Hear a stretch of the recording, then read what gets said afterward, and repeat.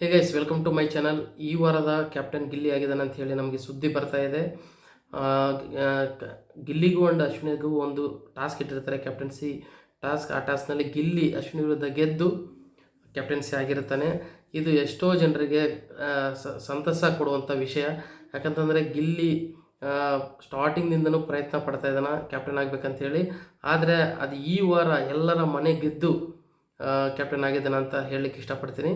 ಈ ಈ ಕ್ಯಾಪ್ಟನ್ಸಿ ಕಂಟೆಂಟರ್ಸ್ನ ಆಯ್ಕೆ ಮಾಡಿದ್ದು ಎಲ್ಲ ಕಂಟೆಸ್ಟೆಂಟ್ಸ್ ಫ್ಯಾಮಿಲಿ ಏನು ಮನೆಗೆ ಬಂದಿರ್ತಾವಲ್ಲ ಅವ್ರ ಮುಖಾಂತರ ಇವರು ಆಯ್ಕೆ ಆಗಿದ್ದು.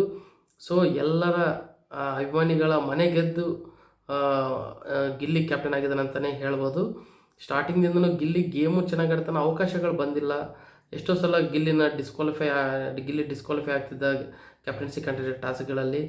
ಅಷ್ಟೇ ಅಲ್ಲದೆ ಗಿಲ್ಲಿ ಕ್ಯಾಪ್ಟನ್ ಆಗಿದ್ರೆ ಹೇಗಿರುತ್ತೆ ಅಂಥೇಳಿ ರಘು ಅವರು ಕೂಡ ಅವರು ಒಂದು ಎಲಿಮಿನೇಷನ್ ಟಾಸ್ಕ್ನಲ್ಲಿ ಲಾಸ್ಟ್ ರೌಂಡ್ನಲ್ಲಿದ್ದಾಗ ನಿಮ್ಮ ಕ್ಯಾಪ್ಟನ್ಸಿನ ಯಾರು ಕೊಡ್ತೀರಿ ನೀವು ಒಂದು ವೇಳೆ ಎಲಿಮಿನೇಟ್ ಆದರೆ ಅಂತ ಕೇಳಿದಾಗ ಗಿಲ್ಲಿಗೆ ಕೊಡ್ಬೇಕಂತಿದ್ದೀನಿ ಸರ್. ಯಾಕಂತಂದರೆ ಅವನ ಹತ್ರ ಒಂದು ಡಿಫ್ರೆಂಟ್ ಥಾಟ್ ಪ್ರೊಸೆಸ್ ಇದೆ. ಸೊ ಅವ್ನು ಹೆಂಗೆ ನಿಭಾಯಿಸ್ತಾನೆ ಅನ್ನೋದು ನೋಡಬೇಕಾಗಿದೆ. ಸೊ ಗಿಲ್ಲಿಗೆ ನಾನು ಕೊಡಬೇಕಂತ ಮಾಡೀನಿ ಅಂತ ಹೇಳಿ ರಘು ಅವ್ರು ಹೇಳ್ತಾರೆ. ಈ ಥರ ಎಲ್ಲರಿಗೂ